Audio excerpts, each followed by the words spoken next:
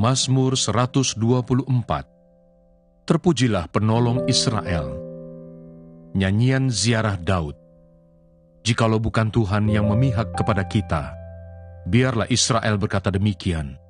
Jikalau bukan Tuhan yang memihak kepada kita, ketika manusia bangkit melawan kita, maka mereka telah menelan kita hidup-hidup. Ketika amarah mereka menyala-nyala terhadap kita, maka air telah menghanyutkan kita, dan sungai telah mengalir melingkupi diri kita. Maka telah mengalir melingkupi diri kita air yang meluap-luap itu. Terpujilah Tuhan yang tidak menyerahkan kita menjadi mangsa bagi gigi mereka. Jiwa kita terluput seperti burung dari jerat penangkap burung. Jerat itu telah putus, dan kita pun terluput. Pertolongan kita adalah dalam nama Tuhan yang menjadikan langit dan bumi. Karena iman maka Abraham tatkala ia dicobai mempersembahkan Ishak. Ia yang telah menerima janji itu rela mempersembahkan anaknya yang tunggal, walaupun kepadanya telah dikatakan, keturunan yang berasal dari Ishaklah yang akan disebut keturunanmu. Karena ia berpikir bahwa Allah berkuasa membangkitkan orang-orang sekalipun dari antara orang mati, dan dari sana ia seakan-akan telah menerimanya kembali. Karena iman maka Ishak sambil memandang jauh ke depan memberikan berkatnya kepada Yakub dan Esau.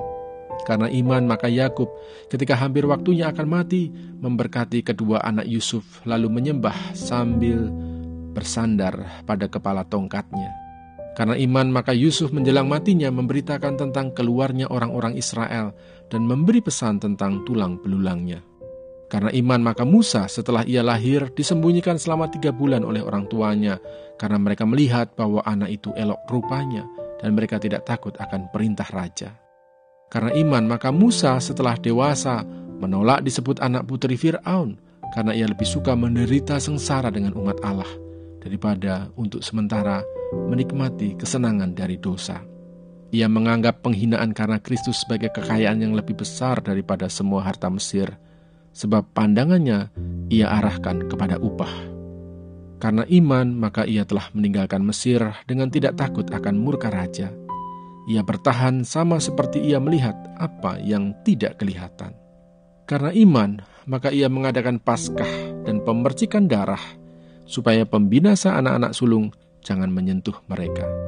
Karena iman maka mereka telah melintasi Laut Merah, sama seperti melintasi tanah kering, sedangkan orang-orang Mesir tenggelam ketika mereka mencobanya juga.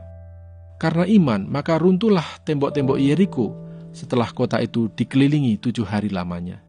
Karena iman maka Rahab perempuan sundal itu tidak turut binasa bersama-sama dengan orang-orang durhaka, karena ia telah menyambut pengintai-pengintai itu dengan baik. Dan apakah lagi yang harus aku sebut? Sebab aku akan kekurangan waktu apabila aku hendak menceritakan tentang Gideon, Barak, Simson, Yefta, Daud dan Samuel dan para nabi, yang karena iman telah menaklukkan kerajaan-kerajaan, mengamalkan kebenaran, memperoleh apa yang dijanjikan, menutup mulut singa-singa, memadamkan api yang dahsyat. Mereka telah luput dari mata pedang, telah beroleh kekuatan dalam kelemahan, telah menjadi kuat dalam peperangan, dan telah memukul mundur pasukan-pasukan tentara asing.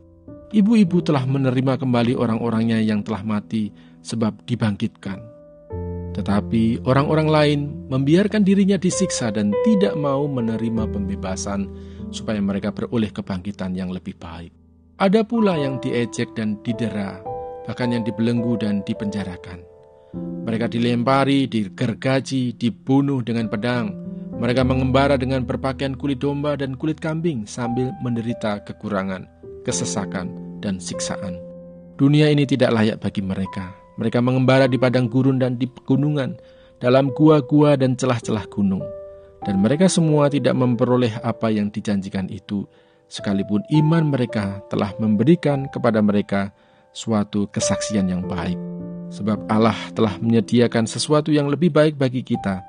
Tanpa kita, mereka tidak dapat sampai kepada kesempurnaan. Yehezkiel pasal 24. Lambang kuali yang berkarat. Pada tahun ke-9, dalam bulan yang ke-10, pada tanggal 10 bulan itu, datanglah firman Tuhan kepadaku. Hai anak manusia, tuliskanlah tanggal hari ini. Ya, tanggal hari ini. Pada hari ini juga Raja Babel mulai menyerang Yerusalem. Ucapkanlah suatu perumpamaan kepada kaum pemberontak dan katakanlah kepada mereka, beginilah firman Tuhan Allah, taruhlah kuali di atas api, taruhlah dan tuanglah juga air ke dalamnya. Taruhlah potongan daging di dalamnya, semua potongan yang baik, paha dan punggungnya. Penuhilah itu dengan tulang-tulang pilihan. Ambillah domba yang terpilih, dan susunlah juga kayu di bawahnya. Biarlah masakan itu mendidih, dan tulang-tulangnya turut empuk di dalamnya. Oleh sebab itu beginilah firman Tuhan Allah, celakalah kota yang penuh hutang darah, kuali yang berkarat di dalamnya, dan karatnya tidak hilang daripadanya. Keluarkan potong demi potong dari dalamnya tanpa memilih-milih, sebab darah yang dicurahkannya masih terdapat di tengah-tengahnya. Ia mencurahkannya di atas bukit batu yang gundul. Ia tidak mencurahkannya di atas tanah, supaya ditutupinya dengan tanah. Demi amarah yang timbul dan rasa pembalasan yang bangkit, aku akan mencurahkan darahnya sendiri ke atas bukit batu yang gundul, supaya jangan ditutupi. Oleh sebab itu beginilah firman Tuhan Allah, celakalah kota yang penuh hutang darah. Aku juga hendak memperbesar pancakannya. Susunlah banyak kayu, nyalakanlah api, biarlah dagingnya masak betul. Buanglah kuahnya dan biarlah tulang-tulangnya hangus.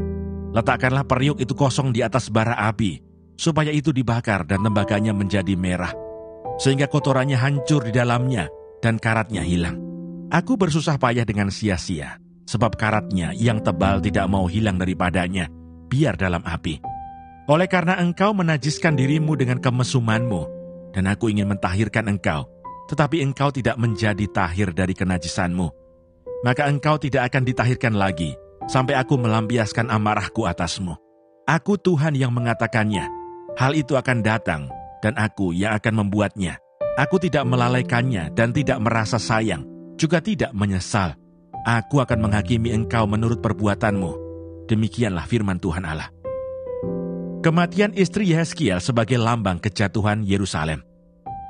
Kemudian datanglah firman Tuhan kepadaku, hai anak manusia, lihat, aku hendak mengambil daripadamu dia yang sangat kau cintai, seperti yang kena tulah. Tetapi janganlah meratap ataupun menangis, dan janganlah mengeluarkan air mata. Diam-diam saja mengeluh, jangan mengadakan ratapan kematian. Lilitkanlah destarmu dan pakailah kasutmu. Jangan tutupi mukamu dan jangan makan roti perkabungan. Pada paginya aku berbicara kepada bangsa itu, dan pada malamnya istriku mati. Pada pagi berikutnya, aku melakukan seperti diperintahkan kepadaku.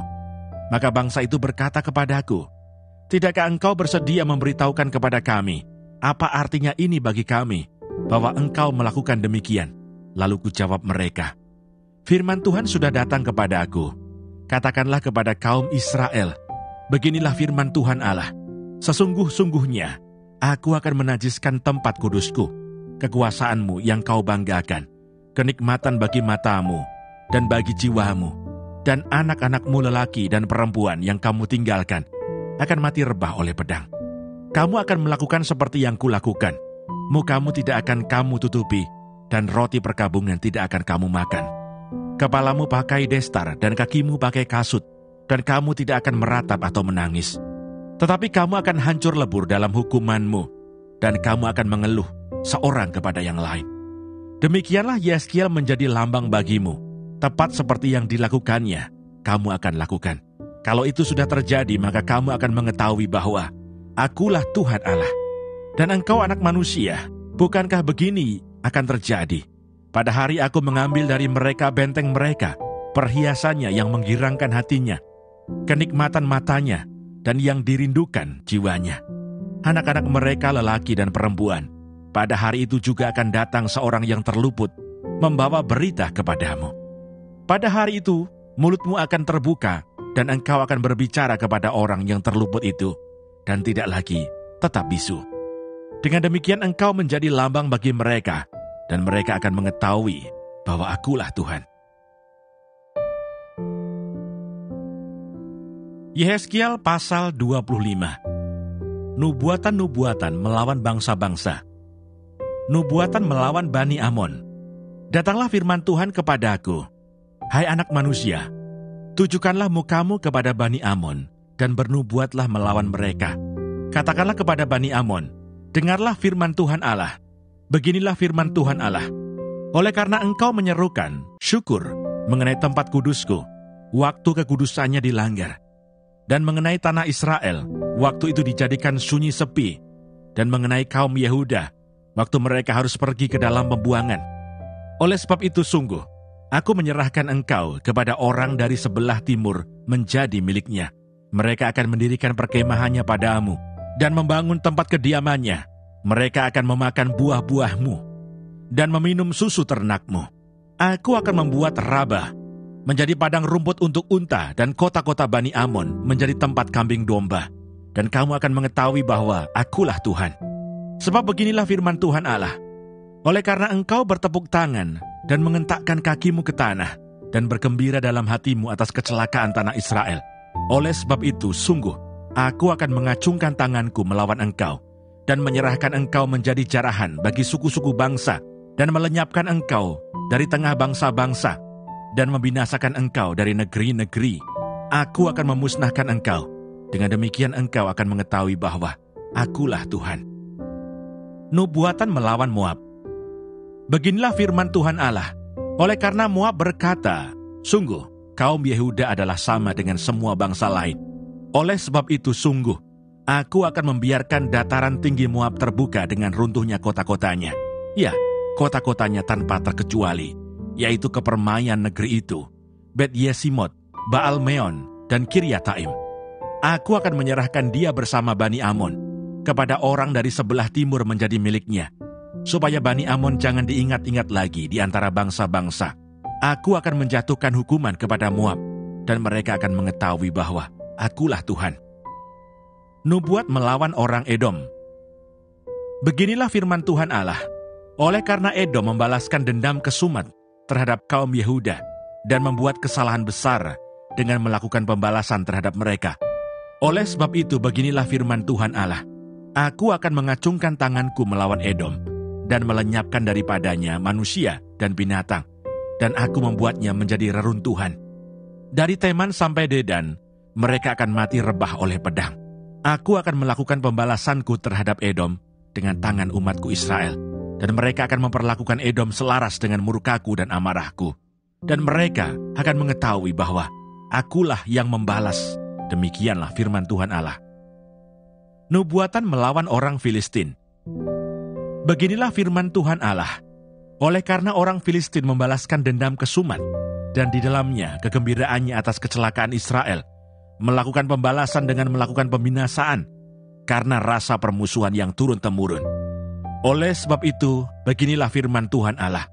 Sungguh, aku akan mengacungkan tanganku melawan orang Filistin, dan melenyapkan orang Kreta, dan membinasakan yang lain-lain di tepi pantai laut.